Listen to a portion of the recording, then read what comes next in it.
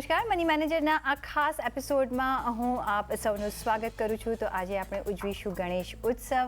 ગણેશજી એટલે રિદ્ધિ સિદ્ધિના સ્વામી, વિઘ્નહર્તા. તો પ્રથમ પૂજનીય એવા ગણેશજી પાસેથી આપણે કંઈ શીખ લઈ શકીએ અને આપણી આર્થિક સમૃદ્ધિમાં વધારો કરી શકીએ તે અંગેની ચર્ચા આજે આપણે કરીશું. અને આ ચર્ચામાં આપણી સાથે જોડાયા છે મની મંત્રના ફાઉન્ડર વિરલ ભટ્ટ. વિરલભાઈ, ઘણું સ્વાગત છે. ગણેશ ચતુર્થી છે અને હવે બધા ફેસ્ટિવ મોડ શરૂ થઈ ગયા છે અને આપણે કંઈ પણ નવી શરૂઆત કરતા હોઈએ કે નવી શરૂઆત ના કરતા હોઈએ, ગણેશજીનું પહેલું આપણે સ્થાપન કરતા હોઈએ છીએ અને ઘણું બધું શીખવાનું પણ હોતું હોય છે. એમનું આપણે એટલું બધું શીખી રહ્યા છે કે જે આપણે જીવનમાં જો અમલ કરીએ તો બધા જ મોડ પર આપણને એક ડિફરન્ટ મિનિંગ મળતો હોય છે. પણ જ્યારે આપણે વાતચીત કરવાના છે આજે ફાઇનાન્શિયલ પ્લાનિંગની અને કઈ રીતના આપણા ગોલ્સ આપણે રાખી શકીએ, કઈ રીતના આપણે સિક્યોરિટી વાઇઝ આપણું ફાઇનાન્શિયલ જીવન વિતાવી શકીએ, એના માટે આજે આપણે એક વાત કરીશું. તો ઘણી બધી આપણે આ ચર્ચા કરી જ હશે, પણ જ્યારે ફેસ્ટિવ મોડ આવે તો પાછું એક રિમાઇન્ડર આપી દેવાનું બનતું હોય છે. તો ફર્સ્ટ ઓફ ઓલ, જ્યારે આપણે ફાઇનાન્શિયલ જીવનની વાત કરી રહ્યા છીએ અને ફાઇનાન્શિયલ આપણે ઇન્વેસ્ટમેન્ટ કરતા હોઈએ છીએ, એ પણ એક ફેસ્ટિવિટી છે. બિકોઝ એ જો તમે ફેસ્ટિવિટી ચાલુ રાખશો તો તમારું જીવન ઓલવેઝ સુખી સમૃદ્ધ રહેશે, તમારું ફેમિલી પણ સમૃદ્ધ રહેશે. પણ કંઈ બી આપણે જો ઇન્વેસ્ટમેન્ટ કરવું હોય, કંઈ પણ કરવું હોય કે કંઈ પણ વસ્તુ જો આપણે શરૂઆત કરવી હોય, એનું એક જ્ઞાન હોવું જરૂરી છે, એની માટે એક વિઝડમ હોવું જરૂરી છે, એના માટે એક બુદ્ધિમત્તા પણ વાપરવાની હોય છે. ફર્સ્ટ સ્ટેપ તમે કઈ રીતના સમજાવશો જ્યારે આપણે ગણેશ ચતુર્થી ઉજવી રહ્યા છીએ ત્યારે? તમારો આભાર પ્રીતિબેન. આપણે ગણેશ ચતુર્થીની વાત કરી રહ્યા છે. શ્રી ગણેશ, આપણે હંમેશા ગણેશ એકચ્યુઅલી છે ને, મને હંમેશા એમ થાય કે આપણે જ્યારે ગણપતિ ભગવાનની વાત કરીએ ને ત્યારે ગણપતિ છે ને બધાના ફેવરેટ હોય છે. એટલે બધા જ્યારે આ ફેસ્ટિવલ આવે ને ત્યારે બધા એકદમ એવો માહોલ જ બની જાય. ફેસ્ટિવ સિઝનનો તો ડેફિનેટલી માહોલ એ એક સેટઅપ કરે, પણ એ જે એમનું જે આવવાનું જે આગમન હોય ને એ એટલું લોકોને એટલું એક્સાઇટમેન્ટ ક્રિએટ કરતા હોય છે ને. અને બધા લોકો કાંઈ ને કાંઈ ઘણું બધું વિચારીને રાખતા હોય છે કે આ ગણપતિ વખતે તો હું આ કરીશ. અને આ જે એમ કહેવાય છે કે ગણપતિ સુખહર્તા અને સુખકર્તા અને દુઃખહર્તા, બરાબર ને? તો આપણે જ્યારે સુખની વાત કરીએ છીએ ત્યારે પણ આપણે ગણપતિને હંમેશા પ્રથમ રાખીએ છીએ, અને દુઃખ આવે ત્યારે પણ આપણે ગણપતિને યાદ કરીએ છીએ કે ભાઈ મને જે મારા જીવનમાં આવેલા છે દુઃખો, એને હું કેવી રીતે કાઢી શકું. તો જ્યારે આપણે સુખકર્તા અને દુઃખહર્તાની વાતો કરીએ છીએ ત્યારે આપણે વિઝડમ, આપણે એમ કહેવાય છે કે ગજાનન, બરાબર ને? તો આ ગજાનન જે છે, ગજાનન ભગવાન છે, ગણપતિનું બીજું નામ છે ગજાનન, કારણ કે ગણપતિના તો ઘણા બધા નામો છે, બરાબર ને? તો એમાંથી જે ગજાનન છે એટલે એમનું જે ગજ, એમનું જે મુખ જે છે એ આમ હાથી જેવું છે, બરાબર ને? તો હાથી જેવું જ્યારે ડિપેક્ટ કરે છે ત્યારે આ મોટા જે એમનું મોટું માથું જે છે એ મોટા માથામાં એમ કહેવાય છે કે બહુ શાણપણ રહેલું છે. શાણપણ, બુદ્ધિમત્તા, એટલી બુદ્ધિમત્તા છે. તો સિમિલરલી આ બુદ્ધિમત્તા ગણપતિ ભગવાનના એમના મુખમાં છે, એમના જીવનમાં એમણે જે વિઝડમ રહેલી છે એ વિઝડમ સિમિલરલી આપણા જીવનમાં કેવી રીતે આવી શકે? આપણે છે ને ગણપતિને આપણે ઘરે લાવીએ છીએ અને આપણે એમને પૂજીએ છીએ, બરાબર છે, આ ગણપતિના દિવસોમાં. અને આપણે હંમેશા એમ પણ વિચારવું જોઈએ કે આપણે એ જે ગણપતિની મૂર્તિ જે છે, આપણે જે ગણપતિનો ફોટો જે છે, આપણે ગણપતિની મૂર્તિને લાવીએ છીએ તો જે ગજાનન જે છે એ જે મોટું માથું જે છે એમાંથી આપણે ફાઇનાન્શિયલી વાઇઝ આપણને શું શીખ મળે છે? તો આ જે બિગ હેડ જે છે, એમનું જે મોટું માથું જે છે ને એ વિઝડમથી ભરેલું છે. અને એ વિઝડમ સિમિલરલી આપણે આપણા ફાઇનાન્સમાં પણ લાવવાની છે. આપણું જે પ્લાનિંગ હોવું જોઈએ ને એ એટલું શાણપણ રીતે આપણે પ્લાનિંગ કરવું જોઈએ ને કે આપણું જે ફાઇનાન્શિયલ પ્લાનિંગ એક properly step wise, properly goal wise, right, properly time wise આપણે એને પ્લાનિંગ રાખવું જોઈએ. અને એ જે ડેપિક્ટ કરે છે એવું વિઝડમ આપણા જીવનમાં પણ આવે ફાઇનાન્શિયલી. આપણું ડેફિનેટલી બિગ હેડ એમના જેવું નથી, પણ એના જેવું કરી તો શકીએ જ છે. તો કેવી રીતે કરી શકીએ છીએ કે સારું એવું શાણપણ આપણા જીવનમાં લાવીએ. ફાઇનાન્શિયલી શાણપણ લાવવું બહુ જ જરૂરી છે, કારણ કે ઘણા બધા એવા ઓબ્સ્ટેકલ્સ આવતા હોય છે આપણે ફાઇનાન્શિયલ પ્લાનિંગની વાત કરીએ ત્યારે, તો એનાથી આપણે કેવી રીતે સારી વિઝડમ લઈ આવીએ આપણા જીવનમાં, જેનાથી આપણું પણ જીવન ફાઇનાન્શિયલી સારું રહે. બરાબર છે. તો એક સમજ, એક બુદ્ધિમત્તા વાપરવાની હોય છે જ્યારે આપણે આપણા ઇન્વેસ્ટમેન્ટ કરીએ છીએ ત્યારે, અને આપણે ઓલવેઝ યાદ રાખવાનું હોય છે કે આપણે આપણા પૈસા માટે કરીએ છીએ, આપણા ફ્યુચર માટે કરીએ છીએ. એટલે એ જે જ્યાં પણ ઇન્વેસ્ટ કરો છો ત્યાં તમારી સમજ, તમને એ પ્રોડક્ટ ખબર પડવો જોઈએ, તમને એ સમજ હોવી જોઈએ કે કઈ રીતના હું ઇન્વેસ્ટમેન્ટ પ્લાનિંગ કરીશ. સાથે આપણે જ્યારે ગણેશ ભગવાનની વાત કરી રહ્યા છીએ તો તમે જે મોટા મોઢાની વાત કરી, એમના કાન પણ મોટા છે, અને યુ શુડ બી, અને આપણે ઓલવેઝ સાંભળ્યું છે આપણા પેરેન્ટ્સ કહેતા હોય કે you should be a good listener, not only good talker, કારણ કે એમાંથી તમને ઘણું બધું શીખવા મળતું હોય છે. આ જ વસ્તુ કઈ રીતના આપણે આપણા ફાઇનાન્શિયલ જીવનમાં યુઝ કરી શકીએ, કારણ કે ટોક્સ તો બંને આવશે, સારા અને ખરાબ, તો કઈ રીતના આપણે ફિલ્ટર કરવું જોઈએ. રાઈટ. હવે આ ફાઇનાન્શિયલી તો છે ને બહુ જ ઇમ્પોર્ટન્ટ છે પ્રીતિબેન, કારણ કે લંબકર્ણ, બરાબર ને, એ ગણેશજીનું બીજું નામ. તો લંબકર્ણ જ્યારે કહેવાય છે તો લંબકર્ણમાં શું છે, તો લંબકર્ણમાં એમના કાનો બહુ મોટા છે. હવે કાનો મોટા છે તો ઘણી બધી વાતો એમના કાનમાં પડતી હશે, બરાબર ને. હવે પડતી હશે કાનમાં ઘણી બધી વાતો ઘણા બધા લોકોની. કઈ વાતોને એડોપ્ટ કરવી, એટલે કઈ વાતોને સમજવી અને એને ગ્રહણ કરવી, રાખવી, અને કઈ વાતોને છોડી દેવી. સિમિલરલી ફાઇનાન્શિયલના પોઈન્ટ ઓફ વ્યૂથી હું કહીશ ને તો આજના દિવસમાં આપણે એટલી બધી સોશિયલ મીડિયા લઈ લો કે ન્યૂઝપેપર લઈ લો, રાઈટ, ઘણી બધી વાતો થાય છે, બરાબર છે, સારી સારી વાતો થાય છે, એમાં કોઈ સવાલ જ નથી કે કોઈ ખરાબ વાતો છે, ઘણું બધું શીખવા પણ મળે છે. પણ જ્યારે ફાઇનાન્સની વાત કરીએ, જ્યારે પર્સનલ ફાઇનાન્સની વાત કરીએ ત્યારે એ બહુ સબ્જેક્ટિવ હોય, કારણ કે આપણને જે ઇન્ફોર્મેશન મળે છે એક જનરલ અને એક બેસિક ઇન્ફોર્મેશન મળે છે. મારા જીવનમાં એને કેવી રીતે ઇમ્પ્લિમેન્ટ કરવી, મારા જીવનમાં એને કેવી રીતે સારી રીતે લાવી આવવી, અને એ જે બધી વાત છે ને, એ જે લંબકર્ણ છે એ લંબકર્ણ ગ્રહણ તો કરે છે, બરાબર છે, પણ જે વાતો સાંભળવી અને જે સાંભળીને પછી જે ખરાબ વાતો છે કે જે કામની નથી એવી વાતો કાઢી નાખવી, અને એ મારા ફાઇનાન્શિયલ જીવનમાં હોવું જોઈએ. હવે ઘણા પ્રોડક્ટ્સની વાતો કરતા હોય છે કે ભાઈ આ ઇન્વેસ્ટમેન્ટ પ્રોડક્ટ લઈ લો, કે આ ઇન્વેસ્ટમેન્ટ પ્રોડક્ટ તમારા માટે સારું છે, બરાબર છે. એ કહેતા તો હોય છે પણ એને સાંભળી લેવું, પણ શું એ મારી માટે યોગ્ય છે કે નહીં, શું એ મારા માટે બરાબર છે કે નહીં, એ લંબકર્ણ આપણને સૂચવે છે અને એને આપણે ઇમ્પ્લિમેન્ટ કરવું જોઈએ. અને એ ક્યારે આવે જ્યારે આપણે સમજ હોય તો જ, નહીં તો આપણને જે પણ કોઈ કહી જાય તો એમ જ લાગે કે હા બરાબર છે, કારણ કે બધા માટે ગોલ્સ અલગ હોય છે અને બધા માટે નીડ્સ અલગ હોય છે અને બધા માટે પ્રોડક્ટ્સ અલગ હોય છે. પણ સાથે જ્યારે આપણે એટલે તમારે વિઝડમ હોવી જોઈએ, તમારે સાંભળવું જોઈએ, પણ બધું જ અમલીકરણ ના કરવું જોઈએ. જે તમને સૂટ થાય, તમારા ગોલ્સને સૂટ થાય એ કરવું જોઈએ. પણ જે આપણે ગણપતિ ભગવાનની તમે જો આંખો પણ જોશો તો એટલી અણીદાર હોય છે, અને ભલે નાની છે પણ બધે જ જોતા હોય છે, અને આય હોવી જોઈએ કે શું ચાલી રહ્યું છે આખા માર્કેટમાં અને કઈ રીતના હું એનો એડવાન્ટેજ લઈ શકું. કઈ રીતના આ એક આપણા ફાઇનાન્શિયલ જીવનમાં બધાનું નોલેજ રાખવાનું, જુઓ બધું જ, અને તમને શું એમાંથી મળી જાય, યુ નેવર નો. તો કઈ રીતના આ આપણે આપણા ફાઇનાન્શિયલ જીવનમાં અપનાવી શકીએ? ચિંતેશ્વરા એટલે આપણે જે ગણપતિની વાત કરીએ ને ત્યારે ગણપતિનું જે આ હજી એક નામ ચિંતેશ્વરા, એમાં એમની આંખો ઝીણી, બરાબર ને, મૂર્તિમાં જોશો તો આંખો એકદમ ઝીણી, એકદમ શાર્પ. હવે એ શું સૂચવે છે? એ સૂચવે છે કે તમારું ફોકસ જે હોવું જોઈએ, તમે તમારી આંખો મોટી હશે તો તમારું ફોકસ સારું હશે એવું જરૂરી નથી. તમે બધું જુઓ, બધું એનાલિસિસ બધું કરો, બરાબર ને, પણ જે ફોકસ હોવું જોઈએ ને એ ફોકસ તમારા ગોલ ઉપર હોવું જોઈએ. તમારો ગોલ શું છે, તમારી નીડ શું છે, ફાઇનાન્શિયલી પણ તમારે કયા ગોલ માટે તમારે અચીવ કરવું છે, શું અચીવ કરવું છે, શેના માટે કરવું છે, એ ગોલ ડિફાઇન હોવા જોઈએ, એ ટાઈમ હોરાઇઝન ડિફાઇન હોવો જોઈએ, રાઈટ. એટલી શાર્પનેસ છે ને તમારા ફાઇનાન્શિયલી જીવનમાં પણ તમારે લાવવી જોઈએ.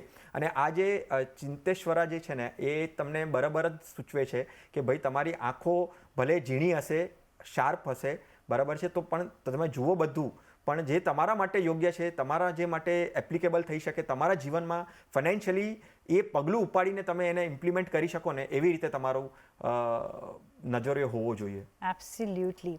અને જ્યારે આપણે ઓફકોર્સ જ્યારે માર્કેટમાં આપણે ઇન્વેસ્ટ કરીએ છીએ ત્યારે કોઈ પણ ઇન્વેસ્ટમેન્ટ કે લાઈફમાં પણ આપણે વાત કરીએ, કોઈ બી રિસ્ક વગર તો કોઈ જીવી જ નથી શકતું. કારણ કે જો તમે રિસ્ક ના લીધું તો પછી તમે એ જમ્પ નથી મારી શકતા. પણ જે રિસ્ક એટલે હું કેલ્ક્યુલેટેડ રિસ્કની વાત કરું છું. નહીં કે આપણે કોઈ પણ રિસ્ક લઈ લઈએ અને ખોટા ઇન્વેસ્ટમેન્ટ કરી લઈએ કે કોઈ ખોટું કામ કરી લઈએ કે હું અહીંયા મારે જવું છે તો લાવ એક મોટો જમ્પ મારું તો ફ્રેક્ચર બી થઈ શકે છે કે એક્સિડન્ટ બી થઈ શકે છે. એટલે કેલ્ક્યુલેટેડ રિસ્કની આપણે વાત કરીએ ત્યારે કઈ રીતનો આપણે રિસ્ક એપેટાઇટ હોવો જોઈએ. કારણ કે બધાનો રિસ્ક એપેટાઇટ અલગ હોય છે. જે તમે પચાવી શકો કમ્ફર્ટેબલી એટલું જ રિસ્ક લેવું જોઈએ. આપણે કે પેલું નથી કહેતા જેટલી ચાદર હોય એટલા જ તમે પગ ફેલાવો. કઈ રીતના આપણે આ ફેસ્ટિવલથી આ શીખ લઈ શકીએ છીએ? આપણે જ્યારે ગણપતિ ભગવાનને જોઈએ ને ત્યારે આપણે એમનું મોટું પેટ જે છે ને એ હંમેશા દેખાય આવે.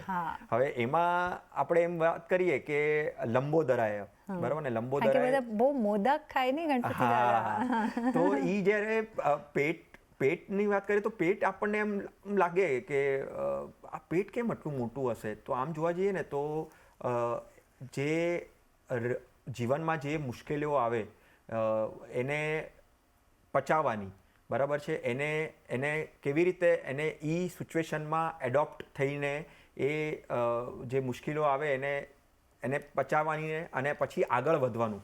તો આ જે મોટું પેટ છે ને એ એનું એક બહુ સારું એવું એક દ્રષ્ટાંત આપણને આપે છે કે જે લાઈફમાં જે બધા રિસ્ક આવે ને આપણને હવે જો આમાં ફાઇનાન્શિયલી અગર આપણે વાત કરીએ ને તો કેવું હોય કે મિસ્ટેક્સ થતી હોય છે, કોઈનાથી પણ મિસ્ટેક્સ થતી હોય છે. કારણ કે ફાઇનાન્શિયલ એક એવી વસ્તુ છે ને, આપણે કેટલું પણ સમજીએ, કેટલું પણ ટ્રાય કરીએ, ક્યાંક ને ક્યાંક કોઈક ને કોઈક જગ્યાએ અગર આપણે પ્રોફેશનલી આપણે એ સિસ્ટમમાં ન હોઈએ ને તો આપણાથી મિસ્ટેક થઈ જાય. હવે એ રિસ્ક અગર એ આવી જાય આપણા જીવનમાં, એ રિસ્ક તો રહેવાનું જ છે, બરાબર છે. હવે એને જ્યારે પચાવવાની વાત કરીએ છીએ તો એને કેવી રીતે પચાવવું? તો આ જે લંબોદરાય એનું જે એક લાંબુ જે પેટ જે છે ને એ આપણને અહીંયા સૂચવે છે કે ભાઈ હા, રિસ્ક છે અને રિસ્ક રહેવાનું જ છે.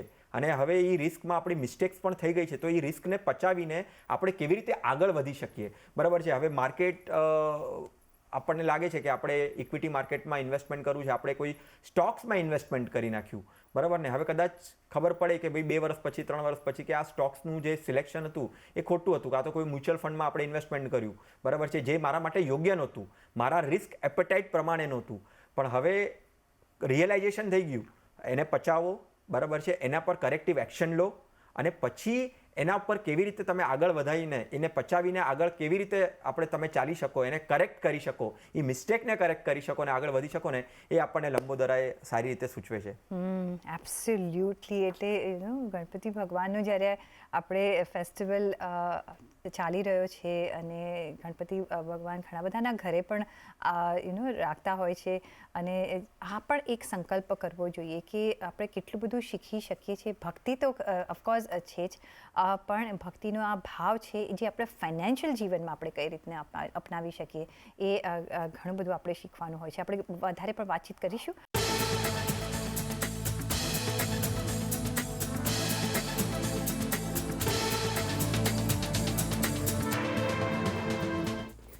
બ્રેક પછી આપનું સ્વાગત છે ને મની મેનેજર સ્પેશિયલ ગણેશ ઉત્સવ સ્પેશિયલમાં આપનું સ્વાગત છે.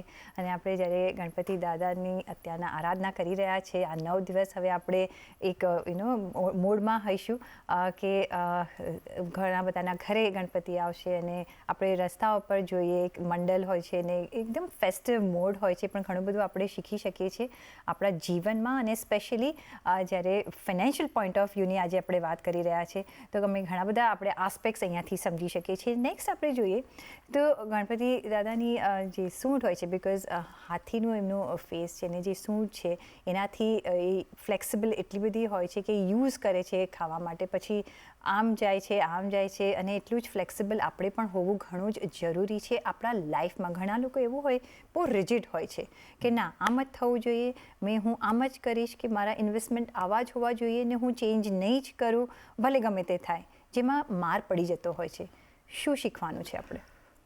વક્રતુંડાઈની વાત કરીએ ને ત્યારે એવું લાગે કે વક્રતુંડાઈ જેવી ગણપતિ ભગવાન જેવી ફ્લેક્સિબિલિટી આપણા જીવનમાં કેવી રીતે આવે. હવે જ્યારે ફાઇનાન્સની વાત કરીએ ને ત્યારે આપણે કદાચ આપણા જીવનમાં કોઈ બીજી ઘણી બધી વાતોથી આપણે ફ્લેક્સિબલ થઈ શકતા હોઈશું, પણ ફાઇનાન્સમાં આપણે નથી થતા. જેવી રીતે તમે પ્રીતિબેન કીધું કે આપણે છે ને હટ લઈને બેસીએ છીએ કે ના આ તો આવી રીતે જ થાય ને આવી રીતે જ કરવું જોઈએ. પણ સાચી વાત કરું ને તો ફાઇનાન્શિયલના પોઈન્ટ ઓફ વ્યૂથી વાત કરું તો જે કોઈ એક ફાઇનાન્શિયલ એડવાઇઝર હોય એની સલાહ બહુ જ ઇમ્પોર્ટન્ટ આવે છે.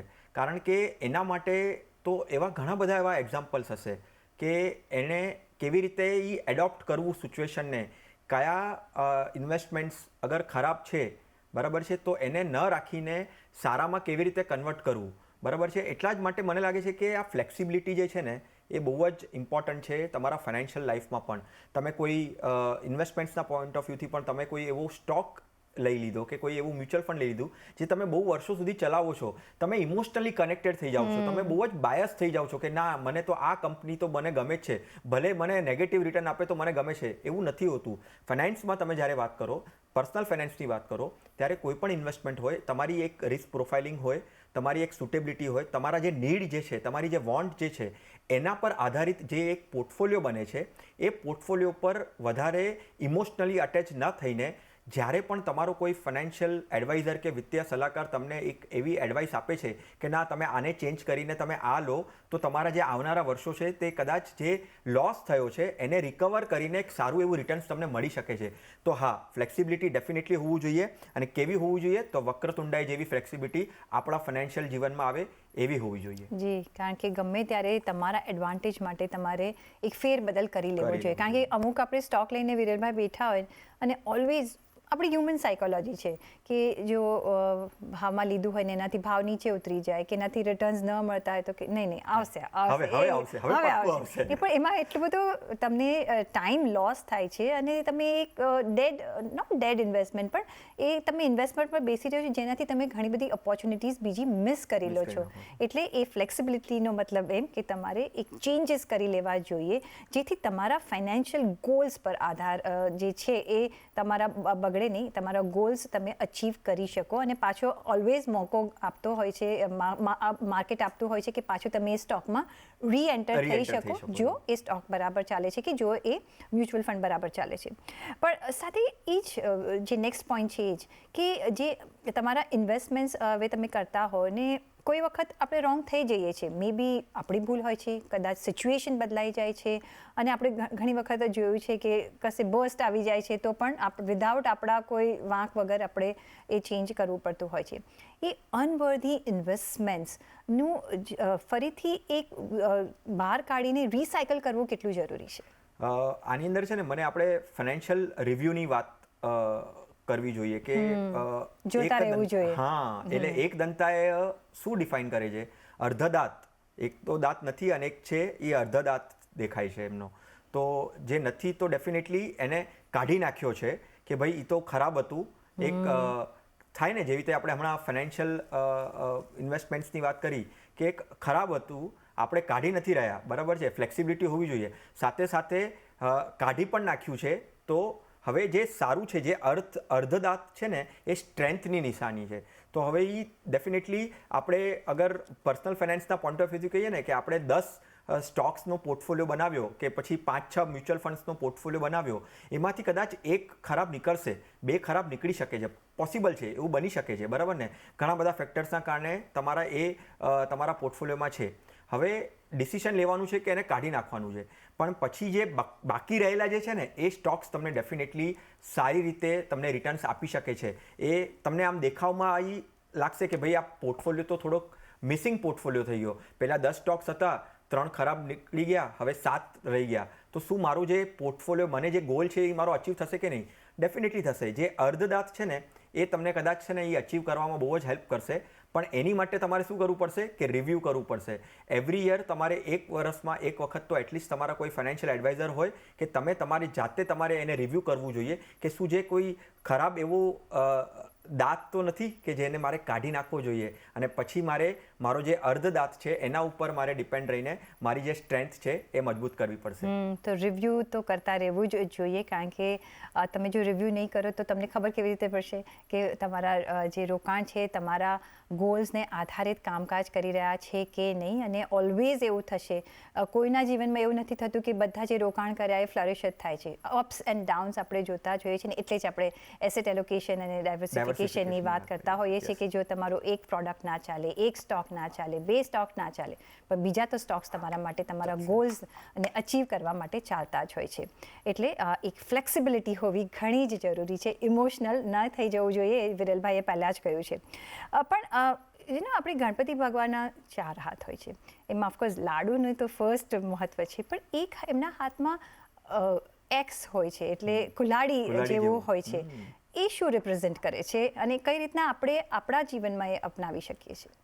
આમ જ્યારે આપણે ગણપતિની ભગવાનની વાત કરીએ ને, ત્યારે આપણે મૂર્તિમાં આપણે આમ વિચાર આવે કે ભાઈ મૂર્તિમાં તો કેટલું બધું છે. એટલે આમ આપણે એમના દાંતની વાત કરી, આપણે પેટની વાત કરી, બરાબર છે. આમ ક્યુટ ભગવાન છે, આમ આપણે આમ નથી જોતા કે કોઈ એવું સાંભળ્યું હોય, કારણ કે બધાને લવેબલ ગોડ છે. લવેબલ આપણે કીધું ને, સ્ટાર્ટિંગમાં જ આપણે વાત કરી કે બધાનો ફેવરેટ ગોડ છે ને. પ્રથમ આપણે ગણેશની વાત કરીએ ત્યારે આપણે ગણપતિને યાદ કરીએ, તો ગણપતિના હાથમાં આ જે એક્સ જે છે ને, કુહાડીની વાત કરીને, તો આપણા જીવનમાં પણ છે ને એવા ફાઇનાન્શિયલી અગર વાત કરીએ તો એવા ઘણા બધા ડિસિશન્સ આપણે લઈ લઈએ છીએ ને, તો એને કાઢવાની વાત છે. હવે આપણે અર્ધ દાંત વખતે પણ આપણે જે કીધું કે ભાઈ એક દાંત છે નહીં તો એને કાઢી નાખ્યો છે, તો હવે એને કાઢવો તો કેવી રીતે? તો આ જે એક્સ છે ને, એ એક્સ ડેપિક્ટ કરે છે કે ભાઈ જે ખરાબ ડિસિશન્સ લીધેલા છે ને, હવે એને કાઢો. અને ખરાબ ડિસિશન્સ લઈ લીધા છે એને કાઢો, એક વસ્તુ. અને બીજું, જે કદાચ ખરાબો આવી શકે છે, બરાબર ને, જે મારા માટે યોગ્ય નથી, બરાબર ને, જે ઇન્વેસ્ટમેન્ટ પ્રોડક્ટ મારા માટે સુટેબલ નથી, બરાબર છે. કેટલા લોકો આવશે અને કેટલા લોકો આપણી સાથે વાત કરશે કે નહીં, તમારી માટે આ પ્રોડક્ટ બહુ બેસ્ટ છે, આ રિટર્ન તમને દેખાડશે 20%નું 20% રિટર્ન, 25% રિટર્ન, 30% રિટર્ન. ઘણી એવા સ્કેમ્સ આવશે, ફાઇનાન્શિયલ સ્કેમ્સ કેટલા બધા થતા આવ્યા છે. આ રોજ ને રોજ ઘણા એવા ફેક મેસેજીસ આવે છે, સ્કેમ્સના એવા મેસેજીસ બનતા હોય છે. એ બધાને એ કુહાડોથી આપણે ડિલીટ કરવાના છે, બરાબર છે. એને આપણે આપણી પાછળ ભટકવા દેવાનું નથી.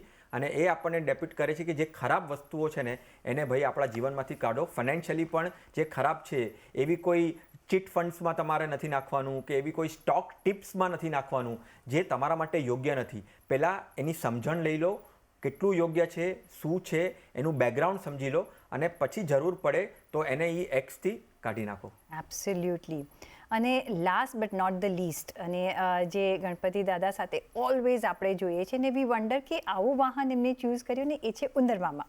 હવે ગણપતિ દાદા આટલા મોટા, ઉંદર આટલો નાનો, પણ ઓલવેઝ એમની સાથે હોય. ઓફકોર્સ રિદ્ધિ સિદ્ધિ પણ હોય, પણ ઉંદર જે છે એ એમનું વાહન તરીકે ઓળખાવે છે. એ વાહનના સ્વરૂપે આપણે પણ લાઈફમાં ઘણું બધું આગળ વધતા હોઈએ છીએ. કઈ રીતના એ ડિપિક્ટ કરે છે? આમ કહેવાય છે પ્રીતિબેન, સ્મોલ ઇઝ પાવરફુલ, બરાબર ને. તો આપણને ઉંદર હંમેશા નાનું છે, પણ કેટલું આમ એની તમે એની ચાલ જોશો, એકદમ ફાસ્ટ હોય છે. અને એ મને લાગે છે ને, હું તો જ્યારે જોઉં ને તો મને લાગે એ બહુ ક્લિયર છે એના માઇન્ડથી કે ક્યાં પહોંચાડવું છે, બરાબર છે. હવે ગણપતિ ભગવાન એ એમના વાહન છે, તો બરાબર છે, તો એ ગણપતિ ભગવાનને પણ ખબર છે કે ભાઈ મારે ક્યાં પહોંચવું છે, પણ મને સાચી જગ્યાએ અને સરખી રીતે મને પહોંચાડવાળું કોણ છે? તો છે એ મૂષક, બરાબર ને. તો આ જે મૂષક જે છે ને, એ મૂષકની અગર આપણે વાત કરીએ તો આપણા જે ગોલ્સ જે છે, બરાબર છે, આપણને કદાચ જ્યારે ફાઇનાન્શિયલ પ્લાનિંગ કરીએ છીએ ત્યારે નાના દેખાતા હશે, બરાબર ને, પણ એ નાનાથી મોટા સુધી પહોંચવું એ આપણને આ મૂષક ડેપિક્ટ કરે છે કે નહીં. આપણે ભલે આપણું ઇન્વેસ્ટમેન્ટ કદાચ નાનું હોઈ શકે, બરાબર ને, પણ એને અગર વેલ્થ ક્રિએશનને કરવું છે, મોટા પાયે લઈ જવું છે, તો આપણને ટાઈમ સ્પેન્ડ કરવો પડશે, આપણા ગોલ ક્લિયર રાખવો પડશે. ભલે ગોલ નાના હશે, કદાચ એક મોટો ગોલને આપણે એના ટુકડા કરીને, નાના કરીને એને મોટો બનાવવાનો છે, પણ આ મૂષક આપણને કરે છે કે એક નાની વસ્તુ પણ, ભલે આપણે ઇન્વેસ્ટમેન્ટ કદાચ 1000 રૂપીસથી સ્ટાર્ટ કરશું, કે 2000થી સ્ટાર્ટ કરશું, કે 5000થી સ્ટાર્ટ કરશું, પણ કોઈ પણ ઇન્વેસ્ટમેન્ટ્સ, જ્યારે ઇન્વેસ્ટમેન્ટ પ્લાનિંગ કરો છો તો કોઈ પણ ઇન્વેસ્ટમેન્ટ નાનું નથી હોતું. એ મોટા સ્વરૂપે તમે એને બદલાવી શકો છો, અને એ ડેપિક્ટ કરે છે આ મૂષક. એબ્સોલ્યુટલી. એટલે સ્મોલ ભલે શરૂઆત તમે કરો, પણ જો તમે ઇન્વેસ્ટેડ રહેશો, તમે જો સિસ્ટમેટિક ડિસિપ્લિન રાખશો, તમે ઇન્વેસ્ટમેન્ટ કરતા રહેશો, તો તમારો પોર્ટફોલિયો, તમારું બેંક બેલેન્સ, તમારા ઇન્વેસ્ટમેન્ટ્સ વધતા જ રહેશે.